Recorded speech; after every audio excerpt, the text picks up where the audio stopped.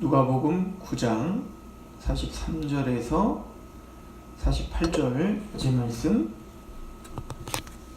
함께 봉독하도록 하겠습니다. 시작. 사람들이 다 하나님의 위엄에 놀라니라. 그들이 다 그 행사하시는 것 모든 일을 놀랍게 여길세 예수께서 제자들에게 이르시되 이 말을 너희 귀에 담아두라. 인자가 장차 사람들의 손에 넘겨지리라 하시되 그들이 이 말씀을 알지 못하니 이는 그들로 깨닫지 못하게 숨긴 바 되었음이라. 또 그들은 이 말씀을 묻기도 두려워하더라. 제자 중에서 누가 크냐 하는 변론이 일어나니 예수께서 그 마음에 변론하는 것을 아시고 어린아이 하나를 데려다가 자기 곁에 세우시고 그들에게 이르시되 누구든지 내 이름으로 이런 어린아이를 영접하면 곧 나를 영접하며 또 누구든지 나를 영접하면 곧 나를 보내신 이를 영접함이라. 너희 모든 사람 중에 가장 작은 그가 큰 자니라. 아멘. 자, 오늘 말씀은 분명하죠. 예수님께서 우리가 걸어야 될 길이 어떤 길이며 또 신앙의 방향이 어디인지를 분명히 알려주십니다. 신앙의 방향이란 십자가의 길이란 높아지는 길이 아니요 유명해지고 커지는 길이 아니요 좁은 길이며 작아지는 길이고 섬기는 일임을 또 고난의 길임을 우리에게 분명히 알려주고 있어요. 예수님께서 그 십자가와 부활에 대한 그 십자가 고난에 대해서 제자들에게 3번을 설명을 하게 됩니다. 그래서 그 3번을 설명하는 과정 속에서 그 십자가가 또 왜 부활이 있어야 되는지를 설명하고 설득하시기 위하여 이제는 온 힘을 다하십니다. 그럼 이제 십자가에 정말 예수님은 돌아가셔야 됩니다. 그때를 준비하는 거죠. 그때 십자가에 예수께서 고난을 당하시고 십자가에 돌아가실 때 이 제자들은 이제부터 예수님께서 주시는 이 말씀들을 기억해야 되고 깨달아져야 되는 거예요. 그래서 오늘 말씀에 보면 44절에 이 말을 너희 귀에 담아두라. 인자가 장차 사람들의 손에 넘겨질 것이다. 그러니까 내가 이제 죽으러 간다. 나는 고난의 길을 걷는다. 그러니까 너희들이 원하는 그런 메시아가 아니다. 너희들이 어떤 메시아를 그리든 어떤 그리스도를 원했든 하나님은 하나님의 뜻을 이루기 위하여 나를 이 땅에 보내셨고 내가 이 땅에 온 뜻은 한 영혼도 잃어버리지 않고 마지막 날에 다 살리기 위하여 내가 섬김을 받으려 함이 아니라 도리어 섬기려 하고 자기 목숨을 내어주러 왔다. 고난당하는 메시아로 왔다. 이 말은 이미 이사야서 53장에 그가 찔림은 우리 허물을 위함이고 그가 상함은 우리 죄악 때문이죠. 그가 채찍에 맞음으로 우리가 나음을 입었습니다. 그러니까 마태복음 8장에도 병든 사람들을 고쳐주시고 그것을 이사야서 53장에 그가 채찍에 맞음으로 나음을 입었다라고 하는 그 말씀의 성취다라고 이렇게 말씀을 하시는 것처럼 예수님이 우리를 대신하여 십자가에 죽으셔야 예수님이 대신하여 우리가 당할 모든 저주를 예수님이 십자가에서 다 당하셔야 우리가 나음을 입는 거예요. 다른 말로 말하면 우리가 영적 나병 환자인 우리의 부정함이 정결케 되고 또 보지 못했던 그 하나님 나라를 보게 되고 또 하나님의 말씀을 듣게 되고 그리하여 그 사랑에 감건되어 하나님의 그 사랑을 노래하고 증거하는 자가 되는 거죠. 또 사단의 권세가 내어 쫓김을 당하게 되죠. 이 이야기를 초반에 이미 다 했던 거 아닙니까? 내가 이 땅에 뭐하러 왔는가? 병을 고치면서 사단을 내어 쫓으면서 또 모든 자연 만물을 다스리시면서 그 예수의 말씀의 권위가 무엇을 이루러 왔는가를 우리에게 분명히 알려주셨습니다. 그럼에도 불구하고 이 제자들과 바리새인과 또 서기관들 또 모든 무리들은 그 예수님 고난당하시어 우리의 죄를 위하여 십자가에 죽으시는 대속을 위하여 오신 그 예수님에 대하여 무지하였다는 거예요. 근데 문제는 베드로가 이미 예수님은 하나님의 메시아이십니다, 하나님의 그리스도이십니다 라고 고백을 했는데도 불구하고 그들의 그 제자들의 고백에도 불구하고 그들의 마음에는 예수님이 누구시며 그리스도가 왜 이 땅에 오셨는지를 정확하게 알지를 못했다는 것이 복음서들이 말하는 내용이에요. 그리고는 그것을 이렇게 말하죠. 45절에 그들이 이 말씀을 알지 못하니. 왜 그럼 알지 못했을까요? 이는 그들로 깨닫지 못하게 숨긴 바 되었습니다.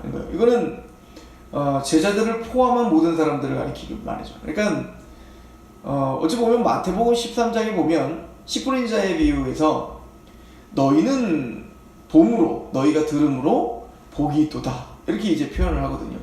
이걸 또 예수님이 뭐라고 표현하냐면 슬기롭고 지혜로운 자에게는 감추시고 어린아이와 같은 자들에게 하나님이 계시로 알게 하심을 그 하나님의 뜻입니다 이렇게 표현을 해요. 그러니까 이 제자들도 그렇고 모든 인류가 깨닫지를 못하는 거죠. 이 말을 알아듣지를 못하는 겁니다. 그 이유를 뭐라고 표현하면 숨긴 바 되었다 이렇게 표현합니다. 그러니까 하나님이 일부러 못 듣게 하고 못 깨닫게 하고 하나님이 이해하지 못하도록 붙잡고 있다 라고 보시면 안 되고, 이거를 우리는 신학적으로 뭐라고 표현하면 허용적 작정 이렇게 표현해요. 그러니까 하나님이 허용하셨다. 뭘? 이거 왜 못 깨닫는 거예요? 이 사람들이, 이 제자들을 비롯한 모든 인간들이 이걸 왜 못 깨닫는 겁니까? 자, 이걸 이제 요한복음은 이렇게 표현하고 있었잖아요. 한번 가보시겠어요? 요한복음 8장에 가면 이미 우리가 다 앞에서 상고해봤던 말씀들인데 8장 31절에 그러므로 예수께서 자기를 믿는 유대인들에게 이르시되 너희가 내 말에 거하면 참으로 내 제자가 되고 진리를 알지니 진리가 너희를 자유케 할 것이다. 그러니까 그 진리 되시는 예수 그리스도, 또 예수 그리스도의 그 말이 우리를 자유케 해요. 우리를 해방시켜 주세요. 그 얘기는 우리가 어딘가에 얽어매여 산다는 것이고 우리가 어딘가에 지금 묶여 있다는 거잖아요. 감옥에 갇혀 있다는 건데, 자, 그랬더니 이 말을 들은 사람들이 뭐라고 합니까? 33절에 그들이 대답하되 우리가 아브라함의 자손이라 남의 종이 된 적이 없거늘 어찌 우리가 자유롭게 된다고 하느냐. 그러니까 우리는 노예된 적이 없다 이거예요. 우리는 종이 된 적이 없다 이겁니다. 그때 예수님이 뭐라고 하냐면 34절에 예수께서 대답하시되 진실로 진실로 너희에게 이르노니 죄를 범하는 자마다 죄의 종이다 이렇게 표현합니다. 그러니까 너희들은, 우리가 태어나면서부터 이미 우리는 어디 얽어매여 살기 시작하냐면 아담이 타락한 이후에 우리는 모두 죄의 종이다 라고 표현하죠. 이걸 사도 바울은 로마서 1장 18절에 불의가, 죄란 뜻이죠. 불의가 진리를 가로막고 있는 자들에 대하여 하나님의 진노가 나타난다. 그러니까 이 죄가 우리를 강하게 얽매이고 있는 거예요. 그 죄가 우리를 다스리고 있는 거예요. 그 죄가 우리를 통제하고 있는 거예요. 그러니까 우리는 자유라고 말하는데 내 자유입니다 라고 내 마음대로 살았던 그게 뭐라는 거예요? 죄라는 겁니다. 이게 그러니까 우린 죄로 말미암아 진리를 알아먹지 못하게 산다. 그러니까 죄가 우리를 가로막고 있어서 우리는 하나님을 깨닫지 못하고 예수님의 말을 깨닫지 못하고 그 예수 그리스도의 진리 앞에 순복하지 못한다. 그 얘기를 하고 있는 겁니다. 다른 말로 말하면은 뭐라고 했죠? 저는 이제 성경 공부를 하면 또 자주 했던 얘기도 하면서 예수님도 그렇게 말씀하시죠. 자, 39절을 보세요. 대답하여 이르되 우리 아버지는 아브라함이라 하니 예수께서 이르시되 너희가 아브라함의 자손이라면 아브라함이 행한 일을 행할 것이거늘 지금 하나님께 들은 진리를 너희에게 말하는 사람인 나를 죽이려 하는도다. 아브라함은 이렇게 하지 아니하였느니라. 너희는 너희 아비가 행한 일을 하는도다. 대답하되 우리가 음란한 데서 나지 아니하였고 아버지는 한 분뿐이시니 곧 하나님이시로다. 예수께서 이르시되 하나님이 너희 아버지였다면 너희가 나를 사랑하였으리니 이는 내가 하나님께로부터 나와서 왔음이라. 나는 스스로 온 것이 아니요 아버지께서 나를 보내신 것이라. 어찌 내 말을 깨닫지 못하느냐. 자, 왜 그러면 이들이 깨닫지 못할까요? 이는 내 말을 들을 줄 알지 못함이라.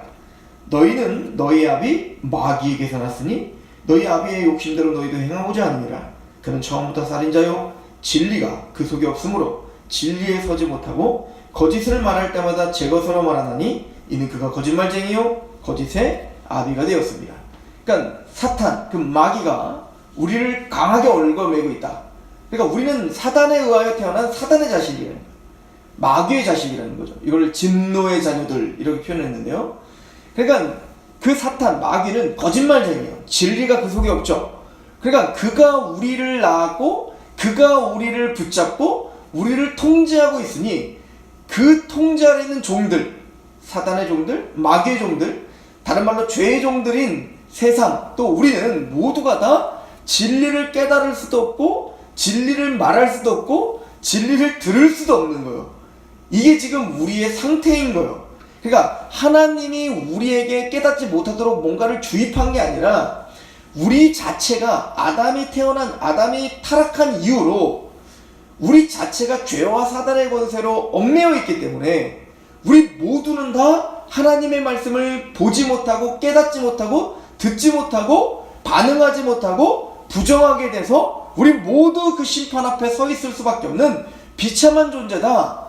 이 비참이 얼마나 심한지, 사단의 권세가 얼마나 강한지, 또 우리가 그걸로 인하여 얼마나 심각한 영향력을 끼치고 있는지를 예수님이 앞에서 그래서 설명한 거라고 했잖아요.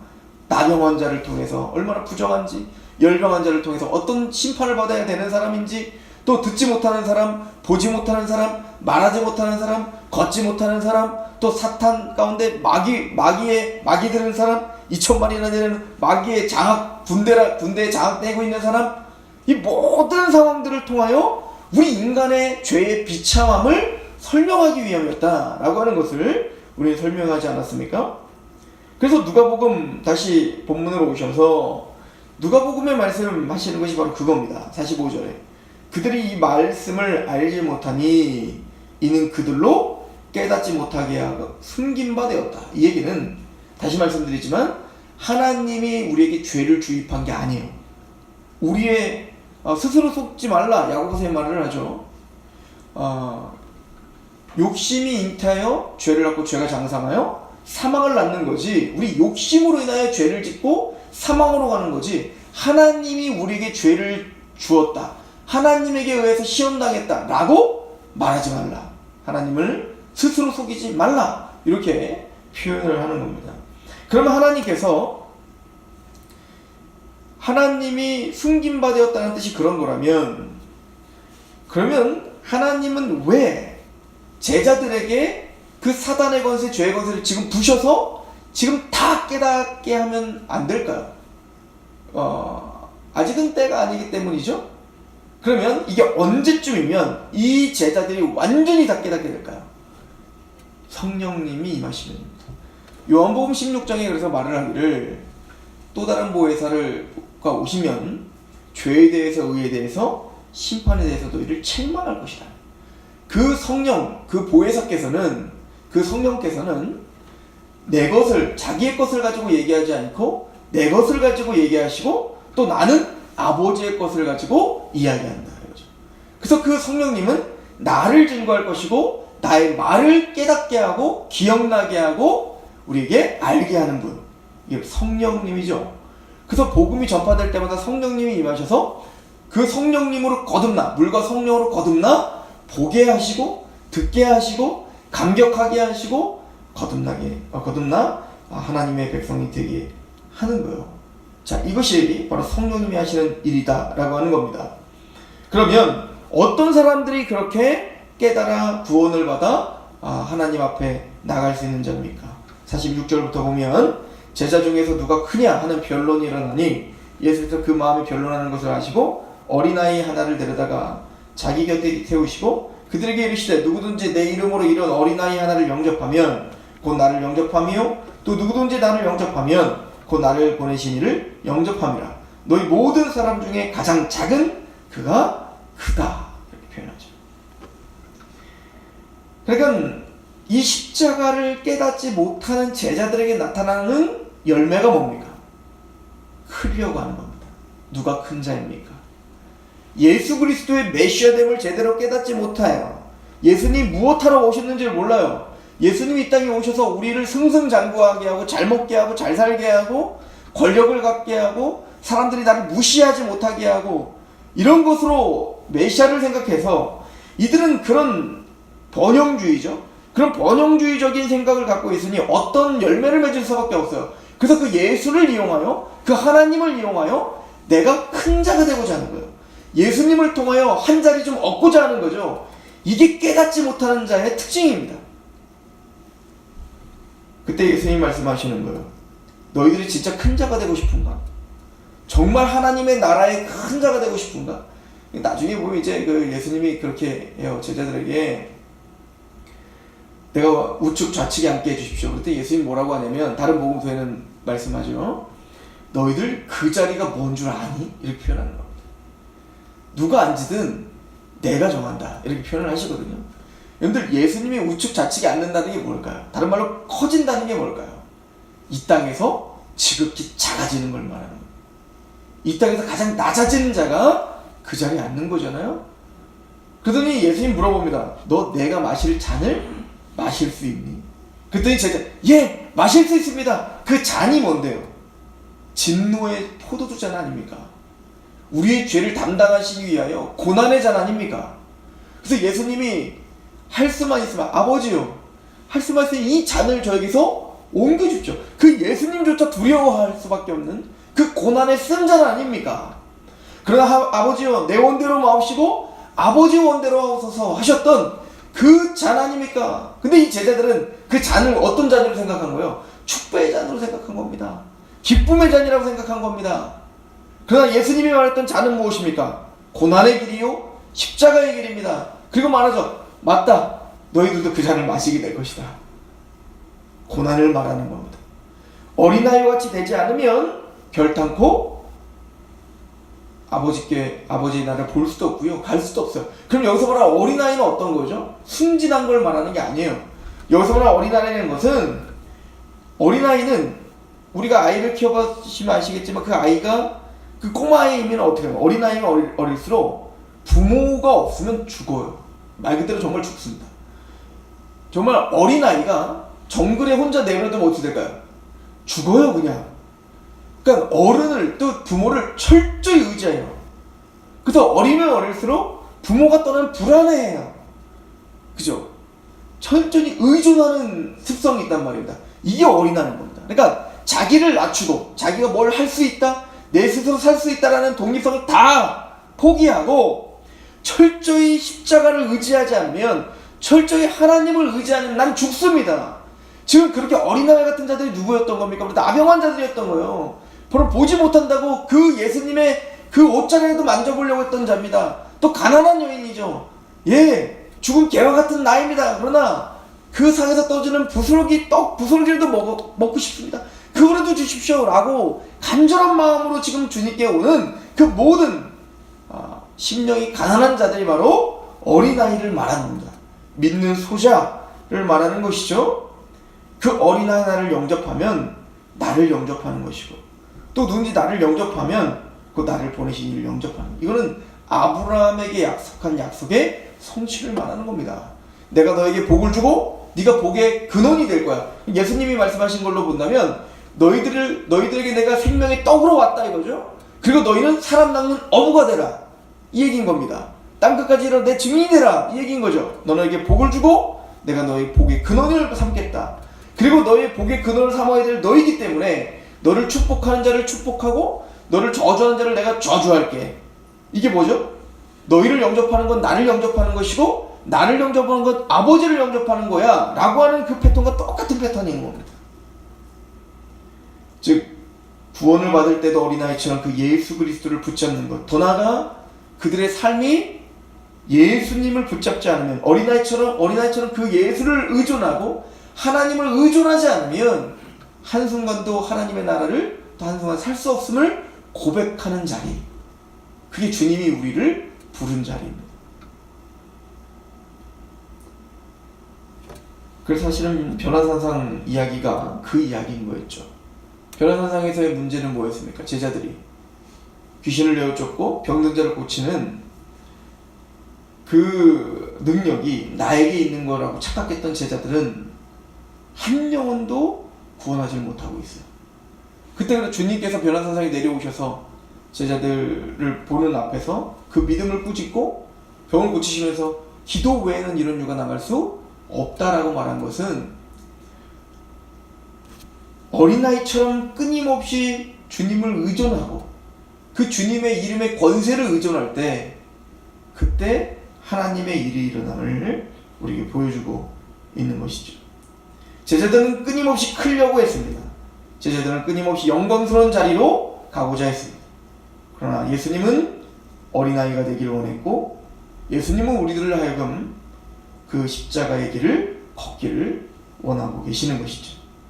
이것이 지금 예수님 십자가의 길을 걸어가시며 제자들의 그 믿음, 제자들이 갖고 있었던 그 사고체계를 다시 전환시키고 다시 회복시키고 예수님이 하나님의 뜻을 알게 하시기 위해서 지금 설명하고 있습니다. 근데 재밌는 말씀으로 마치면 45절에 보면 그들이 깨닫지 못하게 숨김바 되었다라고 표현하고 또 그들이 이 말씀을 묻기도 두려워하더라 이렇게 말합니다. 왜 묻기를 두려워했을까요?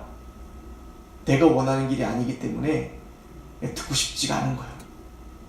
예를 들어 성경을 볼 때에도 내가 원하는 말씀들만 보고 싶은 거예요.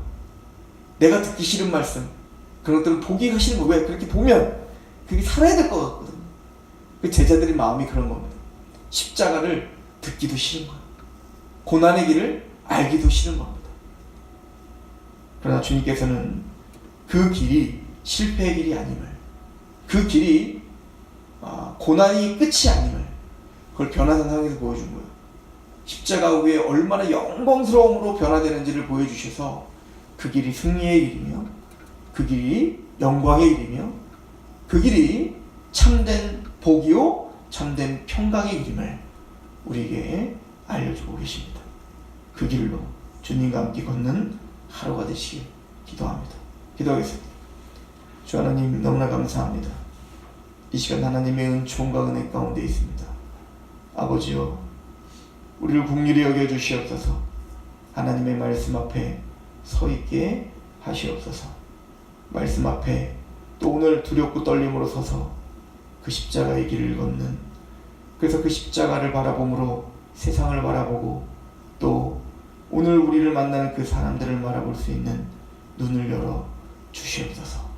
그렇게 우리를 긍휼히 여겨주시고 오늘 하루 그 길 가운데 승리하게 하옵소서. 예수님의 이름으로 감사하며 기도합니다. 아멘.